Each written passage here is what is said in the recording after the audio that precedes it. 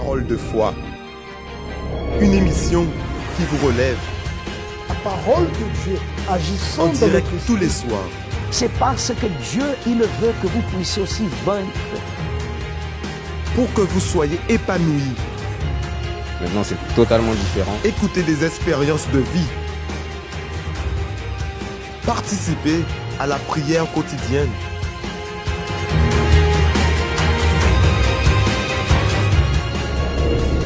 Vous assistez à l'émission Parole de vie.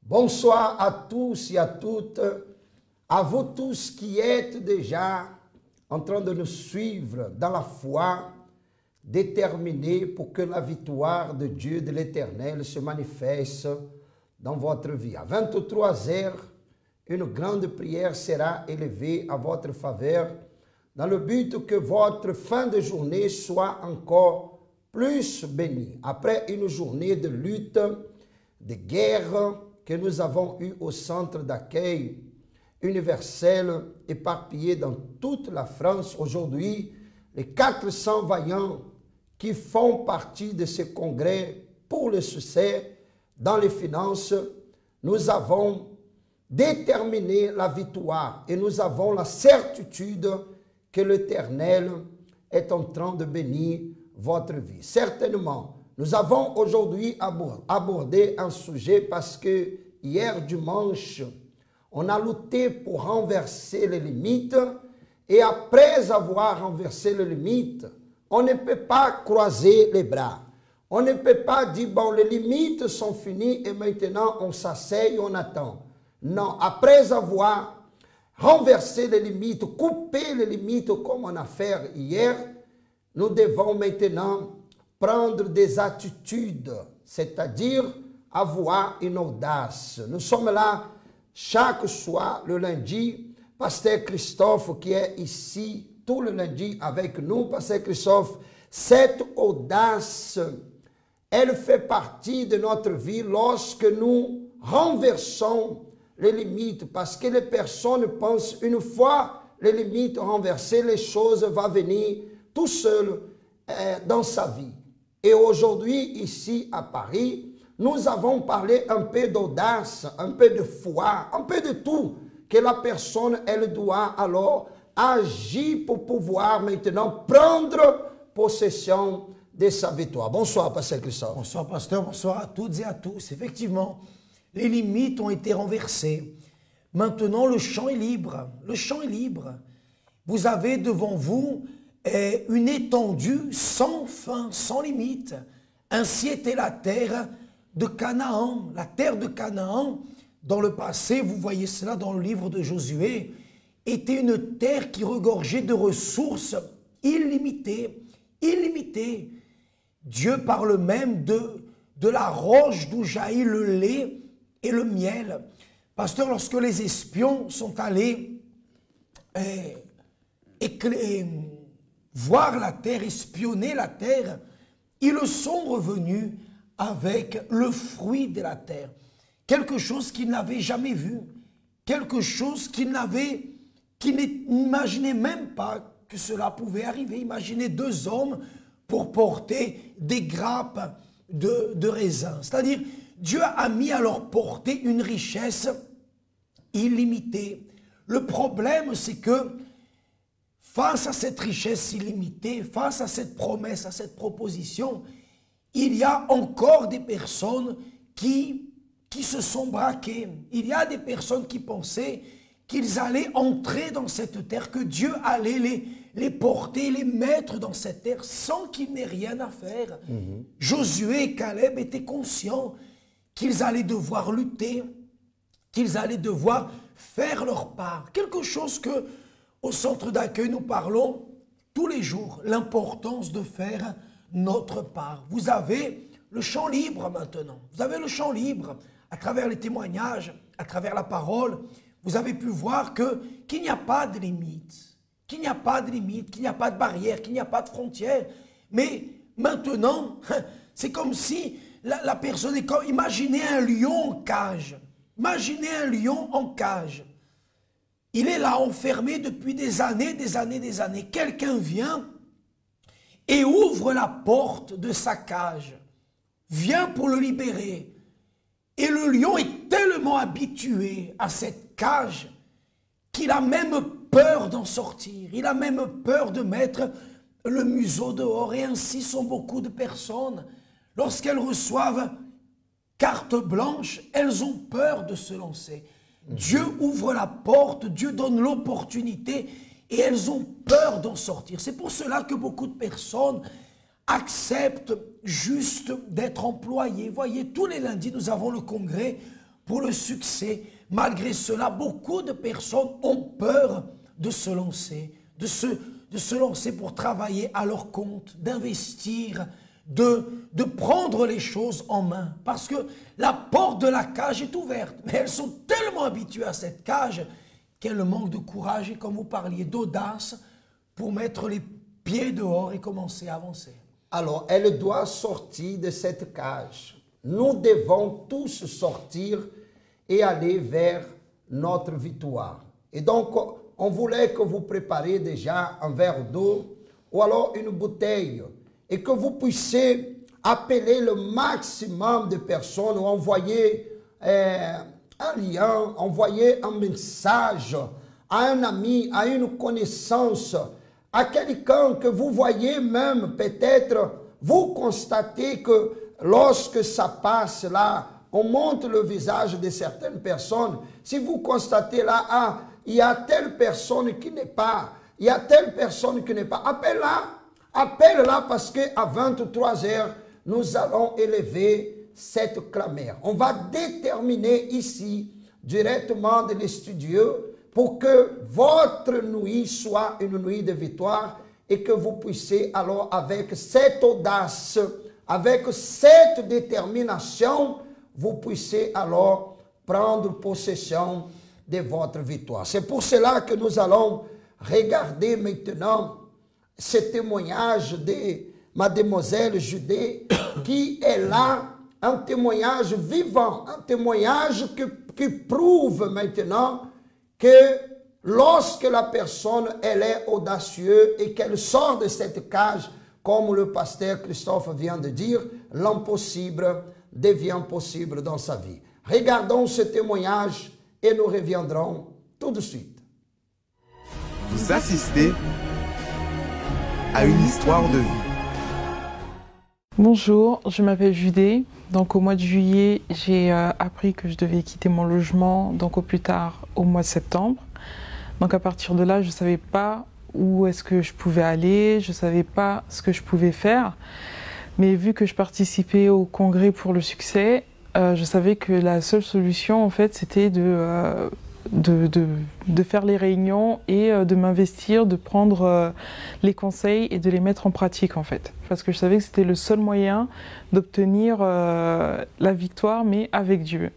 Et à partir de là, j'ai commencé à faire mes recherches, j'ai déposé des demandes de logement, mais je n'ai pas eu de réponse. Donc le mois de septembre est arrivé et j'ai dû partir de mon logement. Donc là, je me suis retrouvée à l'hôtel. Donc c'était un hôtel où je devais partager la douche, les toilettes avec les autres habitants. Et c'était tellement dégradant que sur le coup, je me suis dit non mais c'est pas possible en fait. Le Dieu que je suis venue rencontrer, il ne peut pas me laisser dans cette situation. Et donc j'ai déterminé qu'au 1er octobre, en fait, je ne serai plus dans cet hôtel, mais que j'aurai mon logement. J'ai commencé à faire des recherches. J'ai eu une visite pour un logement, j'y suis allée. Et sauf que ce qui s'est passé, c'est que j'appréciais l'endroit où se trouvait le logement, où il était, parce qu'il était plus proche de l'église et plus proche de mon travail. Mais le problème, c'est que la personne ne me rappelait pas. Donc j'ai relancé le propriétaire, il ne me répondait pas. Et à un moment donné où j'en pouvais plus du tout, j'étais vraiment arrivée au bout. Là, il m'a envoyé un mail en me disant qu'il avait bien reçu mes documents. Sauf que moi, ce n'était pas la confirmation. Donc, je lui ai demandé à le voir, à voir l'appartement pour une dernière fois. Enfin, il m'a donné rendez-vous un samedi. Donc, ce samedi-là, je suis arrivée. J'ai revu l'appartement et il m'a demandé est-ce que j'acceptais, est-ce qu'il me plaisait. Donc, je lui ai dit oui, il me plaît et je le veux. Il m'a dit écoutez, s'il vous plaît vraiment, je vous le laisse. Et le lundi, lorsque je suis arrivée pour signer donc, le contrat, Là, il m'a demandé si j'avais un garant. Je lui ai dit, mais non, en fait, j'ai pas de garant, j'ai personne, en fait. Et il m'a dit, bah écoutez, vous serez votre propre garant, voici les clés. Donc voilà, donc ça c'était pour ma première victoire. Et ma deuxième victoire, c'est qu'en fait, au mois de juin, j'ai fait ma campagne d'Israël pour la prospérité. Donc j'ai donné mon tout parce que j'avais de très grandes luttes en fait par rapport à des crédits à la consommation que j'ai pris lorsque j'avais 20 ans. Donc, sauf que ça m'a toujours suivi jusqu'à ce que je sois arrivée donc, au Congrès pour le succès. Et j'ai compris qu'en fait, c'était pas normal d'avoir toutes ces dettes. Donc maintenant, j'ai voulu en fait m'en débarrasser. Et en fait, j'ai déposé un dossier à la Banque de France. Sauf que parmi ces créanciers, eux n'ont pas respecté en fait l'accord qui avait été signé donc avec la Banque de France, donc de me laisser 23 mois pour régler mes dettes. Eux ont carrément fait une appel en justice. Ce jugement en fait avait eu lieu 2 jours après que j'ai déposé mon sacrifice. Et au final, j'ai reçu un courrier en fait qui disait que 20 262 € plus 800 € ne seraient pas accordés, qu'on m'autorisait en fait à ne pas payer donc les environ 21 000 €.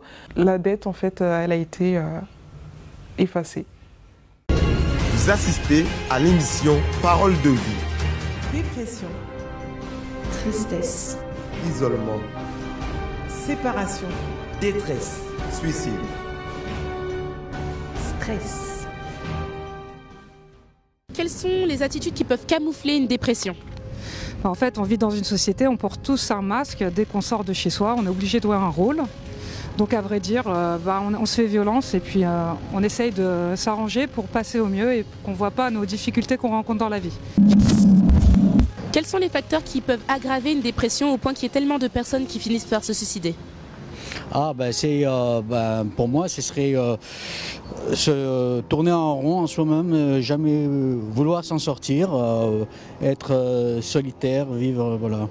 Je suis passé par ce stade, donc... Le fait de se retrouver après avec d'autres personnes qui sont peut-être plus...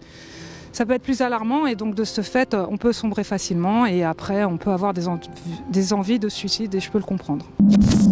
Pourquoi, d'après vous, la France est au premier rang mondial des pays où sévit la dépression? Alors en fait, il y a beaucoup de stress. Paris est une ville stressante parce que voilà, on est 60 millions dans toute la France, mais sur Paris, j'ai oublié le chiffre. Donc en fait, c'est une ville qui évolue très vite et il y a beaucoup de changements. Donc en fait, on vit en accéléré et on prend pas le temps de se parler. Maintenant, tout est sur Internet, donc à vrai dire, les gens s'isolent plus. Tout le monde est avec sa tablette, son portable, que ce soit dans le métro, il n'y a plus de communication. Ah non, l'Algérie, c'est le premier pays en dépression au monde. Hein. Ouais, je suis algérien et je vous jure que tout le peuple algérien est dépressif. Moi, avec tout ce qui se passe aussi, surtout en ce moment, avec les attentats et tout ça, on se sent plus vraiment pas tenté de trop sortir et de rester en soi-même, autour de soi-même, voilà. Pensez-vous qu'il soit possible de se libérer définitivement de la dépression? Oui, tout est possible, bien sûr. Il faut en parler autour de soi, il faut aller voir des associations. Jamais rester seul, se forcer à sortir, demander de l'aide à droite et à gauche. Je pense que la dépression, en fait, elle vient comme elle repart. Mais après, il faut juste être patient, ça prend du temps et on peut s'en sortir, même sans médicaments. Comme elle est venue, elle repartira. La dépression a une solution. Le suicide n'est pas la solution. Les conséquences de la dépression au travail. Selon une étude, 12% des femmes et 6% des hommes âgés de 30 à 55 ans déclarent souffrir au moins d'un trouble mental. Parmi ces personnes, plus de 20% ont réduit leur temps de travail. Environ 45% souffrent d'une maladie chronique. Souffrir de troubles mentaux diminue les chances de garder son travail. En effet, 14% des femmes et 18% des hommes porteurs de ce trouble n'ont pas pu conserver leur activité professionnelle en 2010. On s'aperçoit donc clairement des effets de la dépression sur le travail, que l'on note d'ailleurs par la baisse de la productivité, et l'augmentation des relations conflictuelles.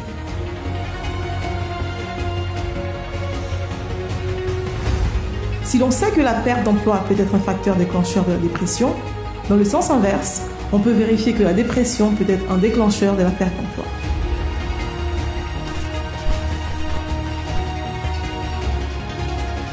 La dépression est une solution. Le suicide n'est pas la solution.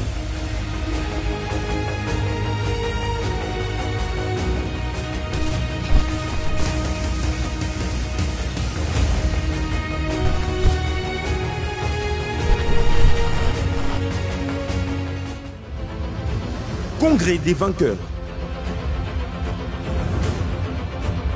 La parole de Dieu dit: j'aime ceux qui m'aiment, et ceux qui me cherchent me trouvent. Avec moi sont la richesse et la gloire, les biens durables et la justice. Je vivais en fait avec une situation de précarité parce que j'étais sans papier en France depuis 6 ans que je suis arrivé. Situation où je travaillais avec des papiers des gens, j'étais obligé en fait de dépendre de ces personnes parce qu'à la fin du mois, c'était dans leur compte bancaire qu'ils recevaient des virements et moi j'attendais encore un mois de plus pour pouvoir être payé. Venez participer à nos conférences pour découvrir comment réussir dans votre vie professionnelle. Et quand j'ai commencé à comprendre la parole qui sortait de l'hôtel, comment prendre des attitudes, ne pas accepter une vie comme ça de précarité, là j'ai compris qu'il y avait quelque chose à faire. Et c'est comme ça que j'ai commencé à faire les chaînes de prière du lundi pour la vie financière. J'ai eu mon permis de conduire après beaucoup de luttes bien sûr. Un travail que j'aime beaucoup. Je suis concierge de nuit dans un hôtel de luxe à Paris. Je n'ai plus de problème de titre de séjour, j'ai des papiers. Chaque lundi, dans chaque centre d'accueil, à 7h, 10h, 15h et 19h30. Également à midi et à 20h au siège. Pour plus d'informations, contactez-nous au 01 53 35 85 11 ou visitez notre site centredaccueil.fr. 2019, c'est l'année de votre conquête. Provoquez l'étonnement. Bien, il est 22h47. Nous sommes en direct dans l'émission Parole de vie. Pasteur, nous voyons à travers le témoignage de Judée que lorsque la personne s'investit, que lorsque la personne, comme vous disiez il y a quelques instants, est audacieuse, parfois les personnes n'osent pas faire les choses. Parfois la personne est déjà déroutée avant même d'avoir mis le pied sur le champ de bataille. Elle est déjà défaite avant même d'avoir lutté. Parce qu'elle se dit comme ça, jamais on va accepter une chose pareille. Vous voyez le cas de Judée. Pendant longtemps, elle avait besoin d'un appartement, sans trouver d'appartement. Lorsqu'elle a commencé à utiliser sa foi, les portes se sont ouvertes, elle a eu son appartement. Elle avait une dette d'environ 20 000 euros. Une dette qu'elle ne parvenait pas à payer. Elle est allée sur l'autel. Elle a sacrifié. 2 jours après, un jugement lui est favorable. La dette est effacée. C'est-à-dire, ce à quoi la personne pense, jamais ça ne va marcher. Jamais on ne va effacer une dette. On va me dire de payer. Au pire, elle dit elle-même, on va me dire de payer petit à petit, etc. Mais pour Dieu, il n'y a pas de petites choses. Dieu est capable de tout. Dieu est capable de tout. Maintenant, il faut que la personne soit courageuse, soit audacieuse pour établir sa foi et aller de l'avant. Exactement. Elle doit être audacieuse face à ce qu'elle doit faire et audacieuse, comme vous venez de dire, sur l'autel de Dieu. Parce que parfois, la personne, elle a d'audace, elle a du courage pour aller, pour s'investir, pour aller demander, pour aller proposer, mais elle n'a pas de courage maintenant pour faire face à l'autel.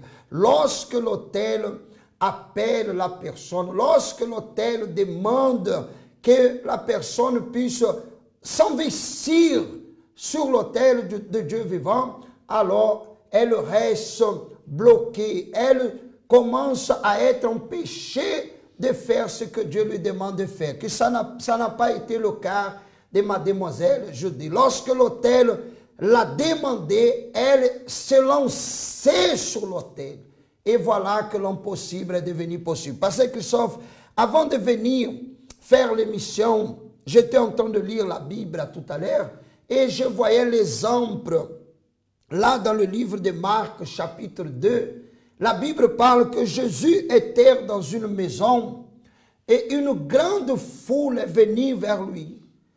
La foule était tellement grande que l'espace où il était, où il se trouvait, est devenu petit, est devenu très petit. Les gens étaient, d'autres étaient dehors en train de regarder, de vouloir entendre ce que Jésus parlait. Et on dit que là est venu 4 hommes qui portaient un paralytique.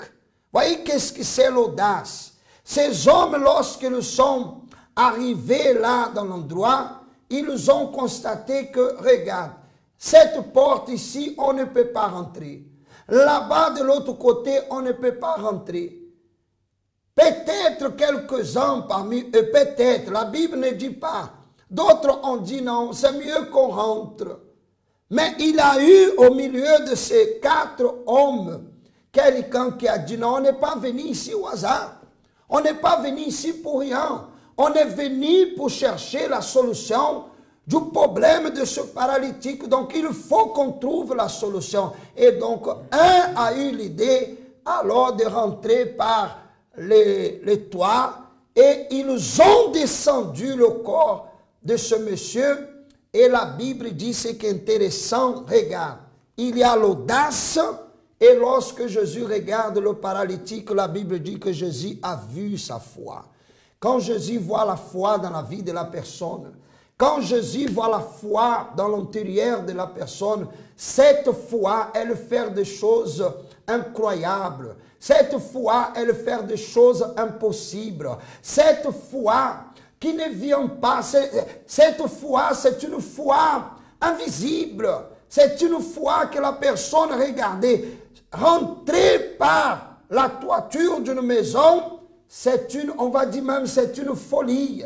Mais c'est exactement la folie de la foi. Quand la personne, elle manifeste la foi, elle est audacieuse, elle ne regarde pas les obstacles, elle ne regarde pas si le problème qu'elle a, la taille du problème qu'elle a, mais elle affronte, elle lutte, elle dit je suis capable, alors elle arrive là où elle doit arriver, pasteur. Il a vu et nous devons montrer, nous ne devons pas seulement dire que nous avons, que nous croyons, non, nous devons montrer, ces hommes ont montré la foi qu'ils avaient, c'est-à-dire s'ils ont fait l'effort qu'ils ont fait, s'ils ont payé le prix, s'ils ont pris une attitude que peut-être d'autres n'ont pas pensé à prendre, parce que nous voyons que devant chaque situation, chaque problème, comme vous étiez en train de dire, il y a toujours plusieurs options. La maison était pleine. Il y avait plusieurs options qui s'offraient à eux. La première, c'était de regresser, rebrousser chemin, dire on ne peut pas entrer, ça ne sert à rien, on repart à la maison. C'était une option. Ils avaient l'option de rester là et d'attendre à la porte, d'attendre, comme beaucoup de personnes, attendent que la situation change. Certains se découragent, abandonnent. D'autres sont là à l'église, par exemple, depuis plusieurs lundis, en train d'attendre que la chose vienne. Et il y a une autre option, celle de l'audace, celle du courage, celle de la foi, celle qui a attiré l'attention du Seigneur Jésus, qui était de monter sur le toit et de descendre le paralytique et d'arriver juste devant les yeux du Seigneur Jésus. Comment ne pas voir le toit s'ouvrir et cet homme descendre? Imaginez la scène. Je suis même sûr que si le Seigneur Jésus était en train de parler, il a dû interrompre ce qu'il disait pour assister à la scène et donner toute l'attention à ces hommes.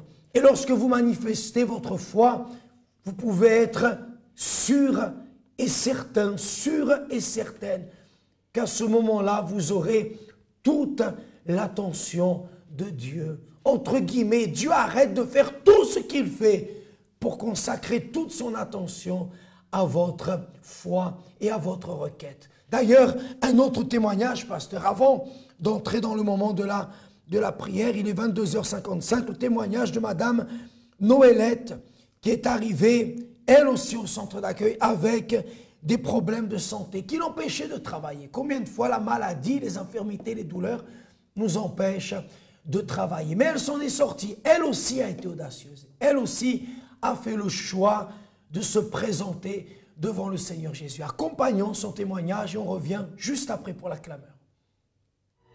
Vous assistez à une histoire de vie.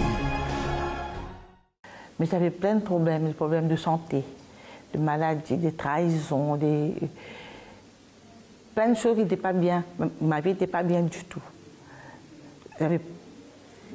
J'étais malade, je ne pouvais pas aller travailler, je ne pouvais rien faire. J'étais nerveuse, j'étais colérique. Par rapport à tout ça, le médecin m'avait dit qu'il n'y a pas de solution, il ne veut pas me soigner. Et tout ça m'a fait, mon mari m'a trahi aussi. Et sa famille aussi m'a trahi. Ça m'a fait devenir colérique, méchante. Vraiment, j'étais méchante. Je voulais me venger.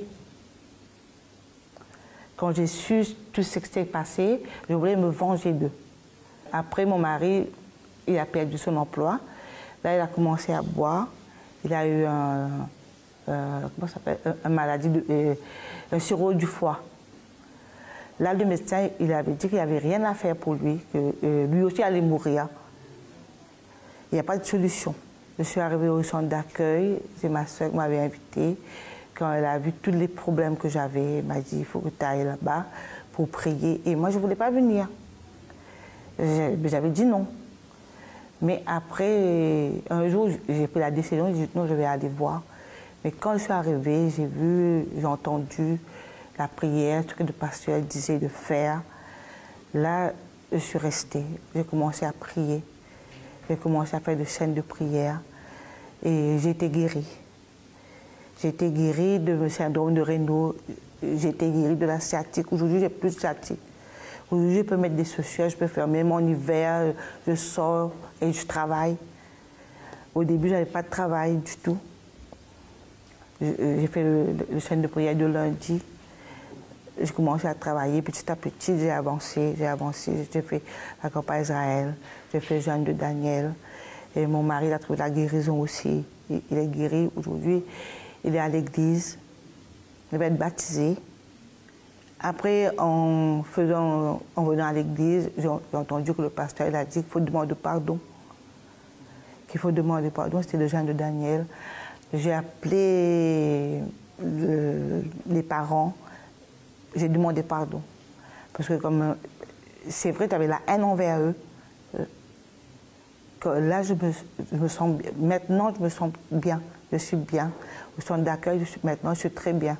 Le centre d'accueil représente tout pour moi. Je n'imagine même pas un jour de partir du centre d'accueil. Vous assistez à l'émission Parole de vie. Santé rétablie. La parole de Dieu dit, vous servirez l'Éternel votre Dieu, et il bénira votre pain et vos eaux, et j'éloignerai la maladie du milieu de toi. J'avais l'hernie discale, cervicale et lombaire, l'anémie, le cancer de sein. Avec l'hernie discale, cervicale et lombaire, c'était pendant 5 ans que je suis restée avec les douleurs, puisque au fait, la médecine me disait qu'il n'y avait pas de solution et que c'était une maladie à vie. Donc c'est dans cette situation-là que je suis arrivée. Venez participer à nos conférences afin d'apprendre à utiliser votre foi en faveur de votre santé. Ne laissez plus la maladie vous abattre. La foi et la médecine cheminent ensemble. Et c'est là que j'ai appris que j'étais guérie. Le médecin était étonné. Il m'a tout fait. Il m'a dit, je ne comprends pas ce qui s'est passé. Vous êtes guérie, donc on ne va plus rien faire. Chaque mardi, dans chaque centre d'accueil, à 7h, 10h, 15h et 19h30. Également à midi et à 20h au siège. Pour plus d'informations, contactez-nous au 01 53 35 85 11 ou visitez notre site centredaccueil.fr. 2019, c'est l'année de votre conquête. Provoquez l'étonnement. Le témoignage, comme nous vous disons tous les jours, c'est la preuve que le pouvoir de Dieu existe au centre d'accueil et lorsque la foi est manifesté.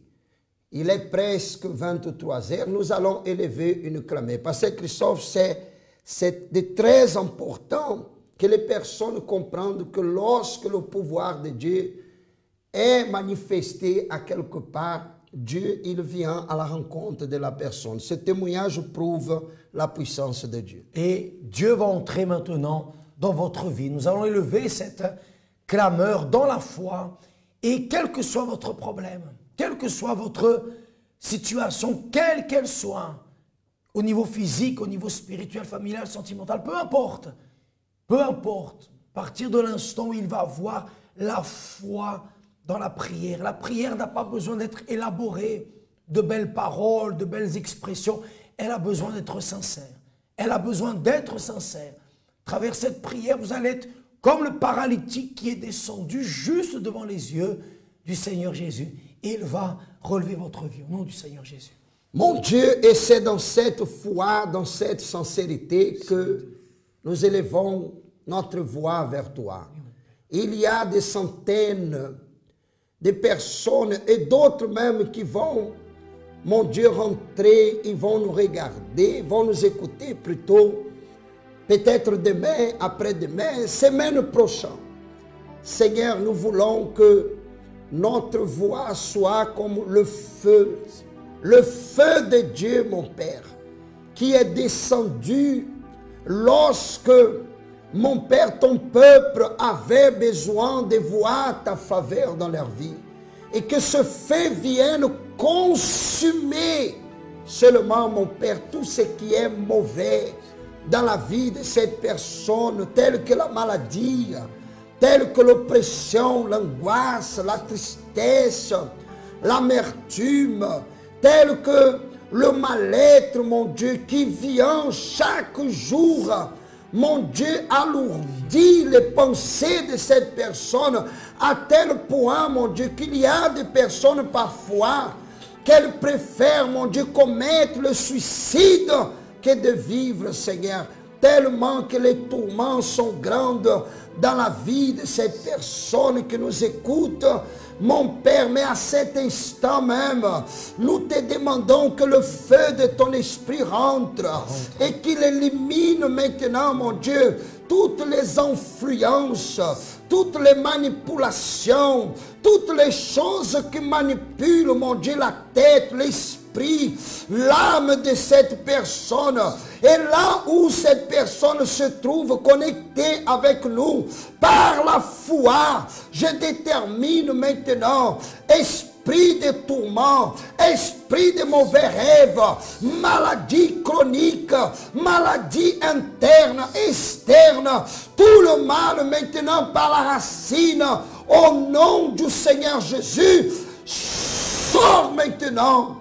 Et que là où elle se trouve, mon Dieu, que la puissance de ton esprit vienne la visiter et bénisse sa vie au nom du Seigneur Jésus. La bénir et la restaurer. Oui. Restaure sa foi, restaure son intérieur, restaure, mon Dieu, son esprit, pour la rendre forte, pour la rendre vaillante, courageuse, parce que jour après jour viennent les luttes. Le Seigneur Jésus a dit dans ce monde, vous aurez des tribulations, dans ce monde, vous aurez des luttes, mais prenez courage, car j'ai vaincu le monde. Nous avons besoin de ce courage. Nous avons besoin de ton esprit, mon Père. Il y a des personnes qui en ce moment sont en train de lutter contre une maladie, sont peut-être internées à l'hôpital, sont internées dans une clinique. Il y a des personnes qui sont en train de lutter pour la transformation de la famille. Elle est peut-être en ce moment même en train de prier avec nous, là dans les toilettes, avec les écouteurs dans ses oreilles, parce que sa famille ne croit pas en toi, sa famille ne respecte pas sa foi, poursuit, persécute sa foi, mais elle ne lâche pas. Mon Père, sois avec elle maintenant, où qu'elle soit, quel que soit son besoin, quelle que soit sa nécessité, qu'elle puisse ressentir en ce moment tes bras forts, les bras du Père qui entoure son enfant, qui lui amène l'assurance, la sécurité, la paix et la tranquillité. Mon Dieu, fais cela maintenant. Ton peuple a besoin de toi. Renouvelle, Seigneur, l'intérieur et augmente, ou plutôt fortifie notre foi en toi, dans ta parole et dans tes promesses. Nous levons cette eau, cette personne lève son verre d'eau, sa bouteille d'eau, consacre chaque molécule, chaque particule de cette eau reçoive tes vertus, reçoive ton énergie, ton onction pour amener la vie à toutes celles et à tous ceux qui vont boire. Mon Père, si nous devions présenter tous les problèmes, tous les besoins, toutes les nécessités, nous passerions la nuit ici à clamer. Mais tu connais nos besoins de chacun de nos besoins, chaque besoin, chaque nécessité est devant tes yeux. Alors, voyons notre foi, voyons que nous sommes dans cette foi et dans cette détermination. Voyons l'effort et le désir qui existe dans cette personne de changer de vie. Alors exauce, alors relève, au nom du Père, du Fils et du Saint-Esprit, et qu'ainsi soit-il. Amen. Grâce à Dieu. Amis, buvez cette eau maintenant. Juste une gorgée de cette eau. Juste une gorgée. Demain matin, vous allez vous lever, vous allez boire encore et durant toute la journée. Parce que demain, d'ailleurs, pasteur, c'est le jour de la santé restaurée dans tous les centres d'accueil universels. Nous avons vu par exemple que Madame Noëlette, à cause du problème de santé, avait des problèmes professionnels. Et c'est une boule de neige. C'est un cycle sans fin. Seule la foi est capable de casser ce cercle vicieux. La personne tombe malade, perd son travail, les problèmes familiaux arrivent, la personne s'enfonce dans un état d'oppression, de dépression profonde qui peut la mener jusqu'à la mort. Mais la foi casse ce cycle de malédiction. C'est pire qu'un cycle vicieux, c'est un cycle de malédiction. Alors, ne manquez pas au centre d'accueil le plus proche de chez vous. Vous avez nos adresses, toutes nos adresses sont répertoriées sur le site internet www.centredaccueil.fr. À Évry-Courcouronne, nous serons présents dès 7 h le matin pour la première clameur. 7 h, ensuite 10 h, 15 h, puis 19 h 30 au 507 place des Champs-Élysées, à Évry-Courcouronne. À Paris également, pasteur. Ici également, nous sommes dans la même foi, au 254 rue du Faubourg Saint-Martin, ici au 10e arrondissement.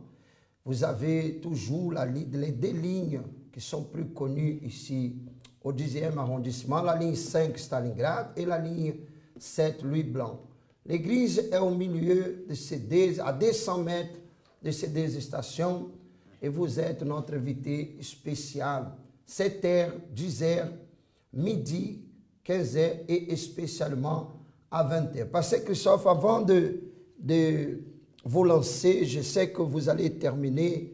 C'est déjà, cette personne, elle doit attendre juste un peu parce que nous sommes aussi dans une semaine spéciale.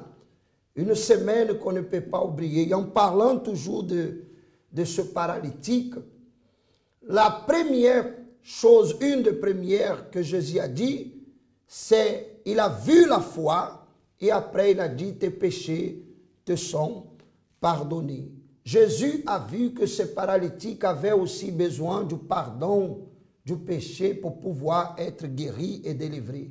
Et aujourd'hui, dans ce propos qu'on a commencé hier, où on a demandé aux personnes, nous tous ensemble, de nettoyer notre cœur, il est très important que cette semaine, toutes les personnes, cette personne que nous regarde, d'autres qui vont nous écouter après, que nous puissions travailler pour enlever tout ce qui est mauvais à l'intérieur de notre cœur. Tout à fait. Toutes les épines, toutes les ronces, tout ce qui vous attriste, tout ce qui vous rend rancunier, tout ce que vous gardez du passé, ce fardeau que vous portez toute cette semaine, nous allons traiter notre cœur. Nous allons traiter de notre cœur. Le Seigneur Jésus veut entrer dans votre cœur. Mais vous savez que lorsque vous allez recevoir quelqu'un chez vous, vous faites le ménage. Vous faites le ménage. Quand vous savez que quelqu'un va passer à la maison, alors vous nettoyez de fond en comble. Vous aspirez, vous passez la serpillière, vous faites les poussières sur les meubles, vous rangez, vous faites les lits, enfin, vous préparez tout. Vous voulez que la présence de Dieu entre en vous, n'est-ce pas? Vous voulez qu'elle entre en vous. Alors il est nécessaire de nettoyer votre cœur, d'en faire sortir tout ce qui n'est pas bon. C'est le propos. Chaque personne a reçu un cœur où elle va pouvoir écrire tout ce qu'elle veut enlever de son cœur et l'apporter ce dimanche. Cette semaine est primordiale. Même, je dirais, même si la personne, par exemple, n'est pas malade physiquement, demain c'est la prière pour la santé restaurée. Mais venez à l'église, venez au centre d'accueil parce que vous allez apprendre et découvrir comment pouvoir nettoyer votre cœur. Exactement. Et donc c'est dans cette foi que nous serons et nous allons déterminer que toutes les personnes qui vont participer ce dimanche de pardon, qu'elles soient pardonnées et qu'elles aient une vie différente au nom du Seigneur Jésus-Christ. Nous sommes arrivés à la fin de notre programmation. Ça a été un plaisir d'être avec vous. Demain, nous aurons encore d'autres serviteurs qui seront ici et dans cette même fréquence pour vous apporter toujours une parole de vie. Que Dieu vous bénisse.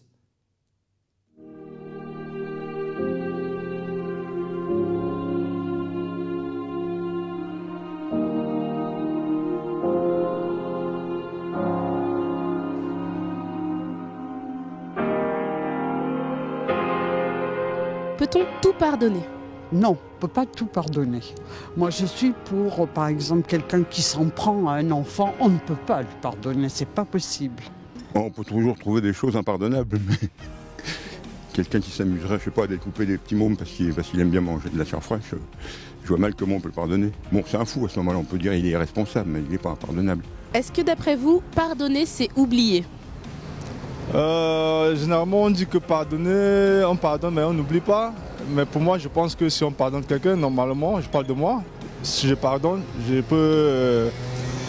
peux tourner la page, mais jusqu'à quel niveau je ne peux pas vous dire parce que les déceptions sont graduées en fait. Quels sont les bénéfices du pardon? Déjà quand vous pardonnez, il faut peut-être aussi que vous ayez une part de foi. Et c'est vrai qu'il y a certaines choses, on peut quand même pardonner, et puis, mais ne pas tout laisser aller non plus. Éventuellement re-rentrer dans une société où on était bien, où on était aidé, etc. Pas perdre des intérêts qu'en fâchant définitivement quelqu'un, on pourrait perdre. Pourquoi avons-nous besoin de pardonner? On a besoin de pardonner parce que sinon, déjà la vie n'est pas marrante, et elle le sera encore moins si on ne pardonne vraiment pas. Imaginez que vous ne pardonniez pas à un être cher quelque chose de quand même pas très important, ce ne serait pas vraiment évident. Hein. À mon avis, c'est pour pouvoir avancer. Parce que si on ne pardonne pas, je pense qu'on va continuer à penser en arrière et voilà, ça ne va pas nous aider à avancer et à changer dans la vie. Parce que moi, je trouve que si on part du principe que si on pardonne déjà, il va falloir qu'on oublie tout ce qui s'est passé et pouvoir avancer. Et ça sera comme une libération et un poids quelque part qu'on se décharge en fait.